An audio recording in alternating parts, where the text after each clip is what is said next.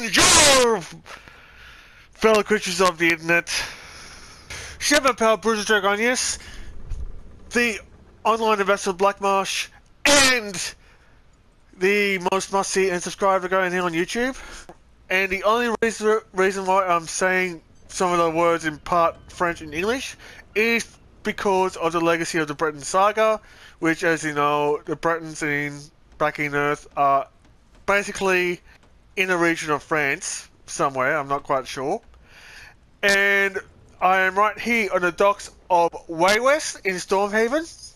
And the only reason why I'm here is that I'm about to catch a ship or get a boat to sail to the High Isles, which is of course what the newest DLC is based upon.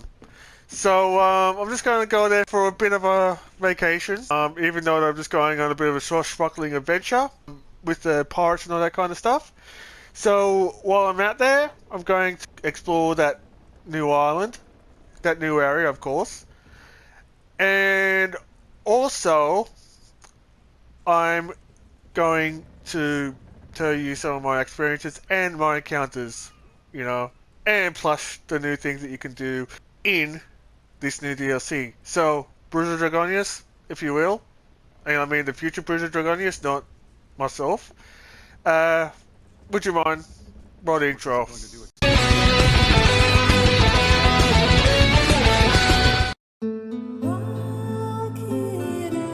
Before I continue on this Elder Scrolls DLC review of High Isle, I must warn, spoiler alert, as a caution to those that haven't even played this DLC as of yet, but are wanting to, or at least have not finished it. So, in other words, this is actually my experience of it that you will know in this video, and not just your standard IGN review. So, first of all, the second DLC of the Legacy of the Bretons year-long saga, that is, High Isle, has set sail to a brand new area within the west coast of the continent of Tamriel, which is an archipelago surrounded by Somerset Isles in the south, Betnik in the north, and the desert island of Strasmakai in the northeast. Such piece of paradise that are the home of the Bretons and holiday or vacation of the rich and elite, simply known as the Systres Archipelago. The Systres, commonly known for its two islands. High Isles, which this DLC is named after, is a landmass of island in itself, including but not limited to a small fort called All Flags Inlet in the center of this mass, and Amanos seen parallel to the northeast shoreline. To me, Amanos, the island that is mostly a jungle prison to most of its convicts, remind me of what Australia used to be in the early stages of colonisation by the British on Earth. But in Nern, and the small port settlement that is Amanos Station, hence is a reminder of Botany Bay when it happened. But not only that, but like Australia of that time, Amanos is despite for its gorgeous vegetation and jungle environment to be in awe at an awesome scenery, but there are dangers, including this never-ending storm hovering around this island. The dangerous creatures inhabiting it included but not limited to the humanoid crab-like creatures. That is complete with the convicts that are there as the banish, for some reason, of the most trivial crimes to the wealthy. But the only other stipulation is these cons are banished to these dangerous forests and cannot escape from it without dying. Hence, that is a capital punishment worse than death. But my holiday in the Systres didn't start in Amanos, but I ended up exploring a small piece of Australia in my Secret Service role that I ended up having since prologue of this DLC.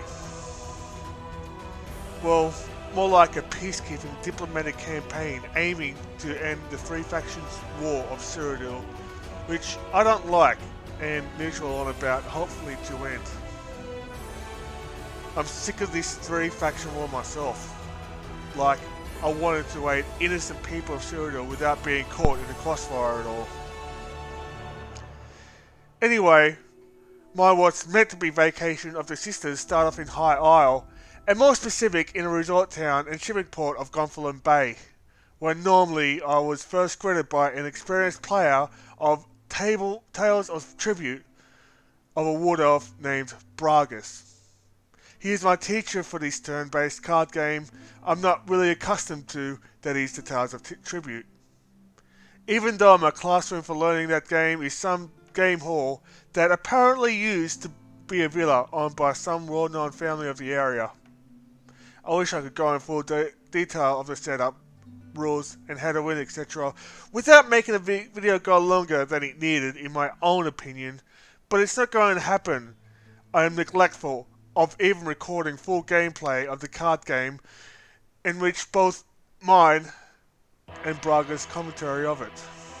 But unfortunately, I didn't.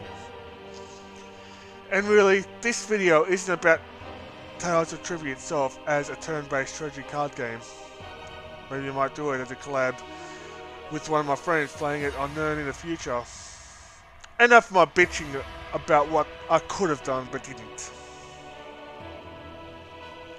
My time on the Sisters isn't just for holiday, as while the political diplomats for each of the three factions are in the archipelago for some possible peace treaty to end this triple threat war fought between the Aldmeri Dominion, represented by Queen Iran, Daggerfall Covenant, represented by High King Emmerich, and the Avanahart Pact, represented by, well, the son of the Skald King, Prince Ernstgar. Apparently, Prince Ernstgar was sent on a diplomatic mission to the Sisters by his dad for some reason. All three ended up shipwrecked in the jungles of Amanos, which I rescued from because of some storm that seems very unnatural and almost affecting the entire archipelago. Also, as if the storms are enough of the island's worries, there's so much frequent earthquakes and volcanic eruptions in both of the main island, where he had to help the traditional custodians of the Sisters that are the druids themselves.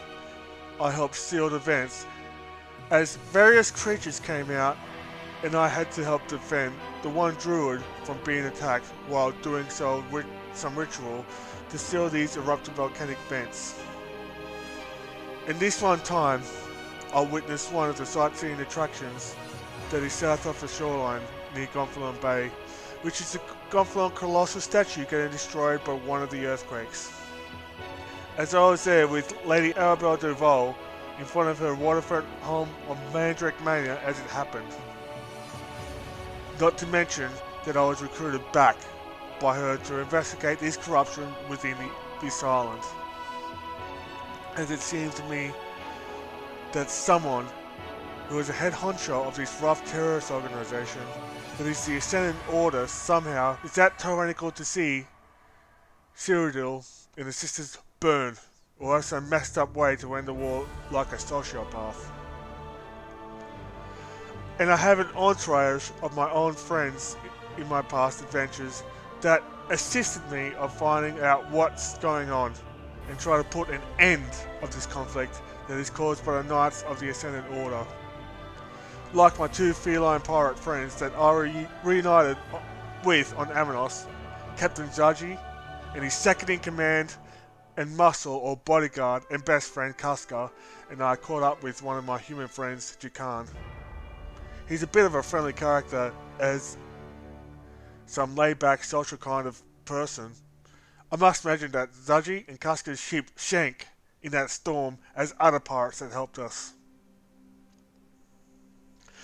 Even outside of my campaign, which ended up being bodyguards for the three diplomats in time to negotiate a peace treaty between the three factions of Tamriel, I even met up some old friends, as well as making new ones by assisting them in quests. Most notably, the unintended comic relief duo of Lady Laurent and Stebbins, whom I met at All Flags Inlet, which is a haunted naval base turned cemetery and museum. And for once, it's Lady Laurent that is the one being on the receiving end of the suffering by being possessed by some ghosts of the sea captains. I learned the history of that military fort. Apparently, it was some quarantine center for those suffering the Thracian plague. As always, I made some new friends and allies during my stay within the Sisters, including a whole plethora of knights in training or squires, whether it is to explore different sites that some are haunted, but not limited to a couple of public dungeons, which is Ghost Haven Bay, some cliched name for a site that is haunted on the southeast corner of Amanos, and the Spire of the Crimson Coin, which is an island of true south of Amanos, but there's a boat to the eastern corner of High Isle.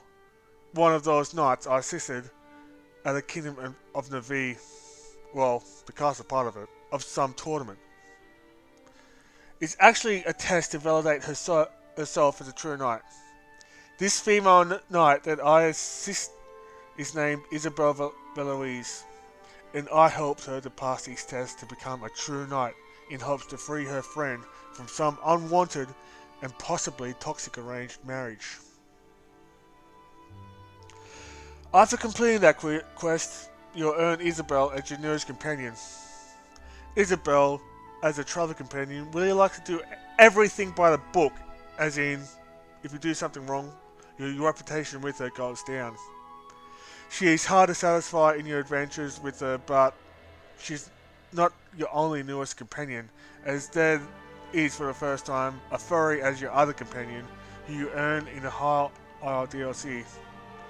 This one is a female mage named Amber, and you earn her companionship by finishing a side quest in a farm surrounding a Risen's tower called Tordrayok. This cat is someone who is easygoing, but much easier to befriend. Like, you can almost do everything by her side. She is extremely adventurous, as she do to tend to be a bit bored when you're doing activities with her. She's not into like fishing, but otherwise easygoing and extremely supportive of you, especially if you roleplay as a criminal.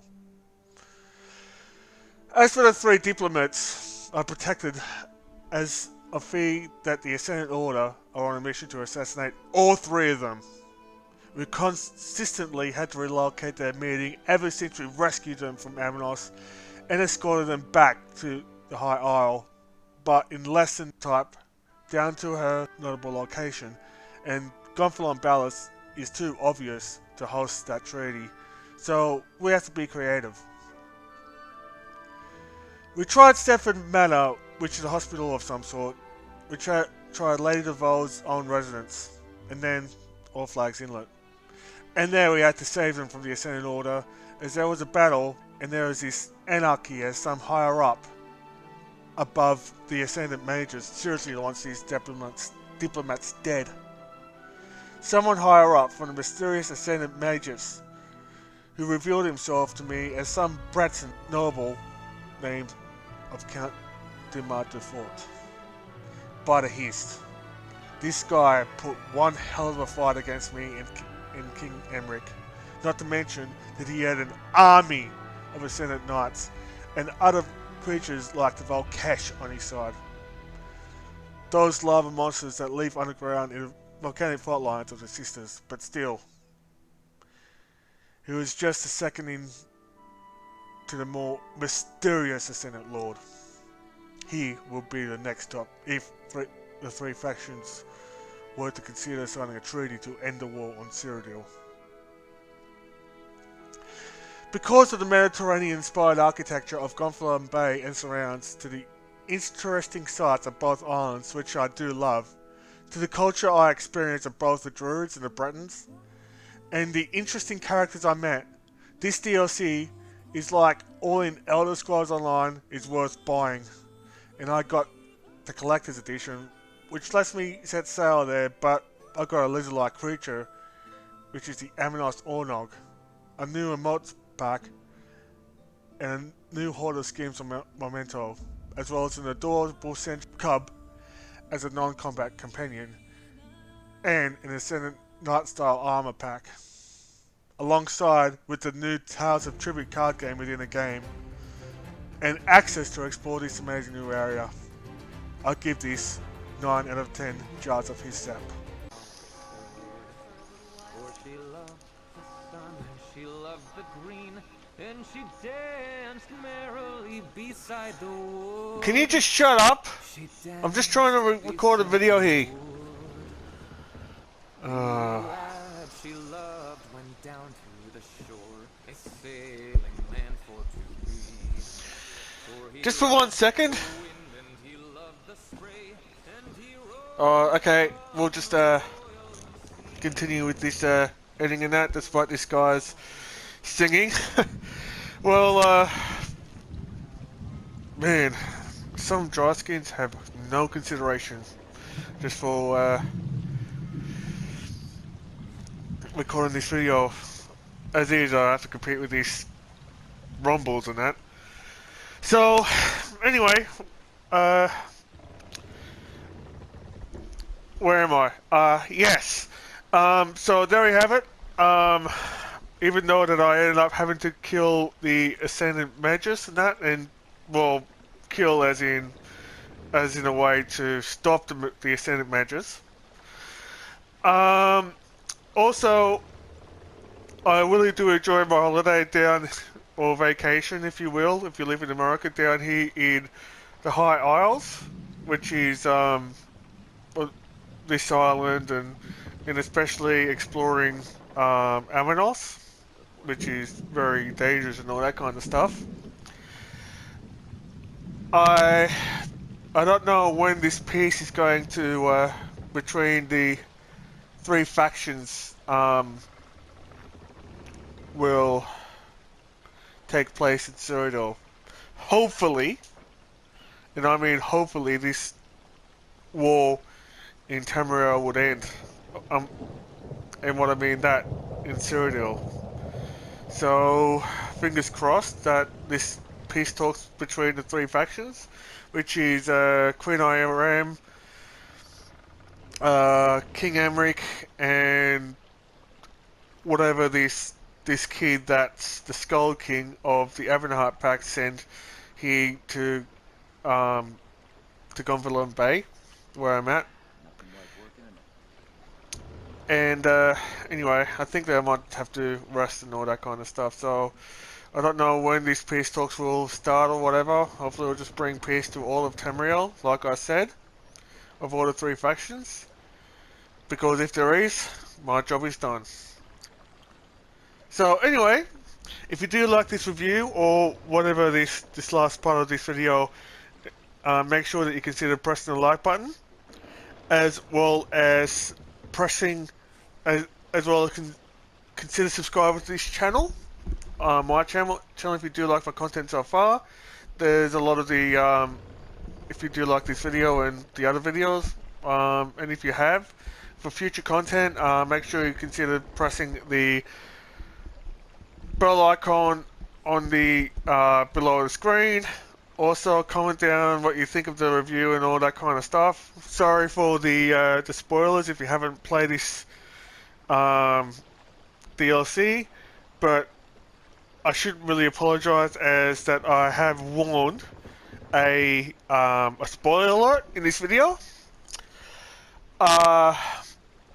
Also, the usual stuff is on the description down below if you want to follow me in these social medias, and or as well as the other ways to give me money as well. Also, if you want to friend me on PSN, or if you want to look for me here in Tamriel or in Nern, or if you want to see this lovely face that I have got, maybe different costumes or something like that. My gamer tag is Bruzo21. I'm just going to stay and enjoy my vacation here in the High Isles a bit more, but as always, I just need to say in these words, as per usual. May the Hiss guide you all, and as the French say, Au revoir, as in goodbye for now.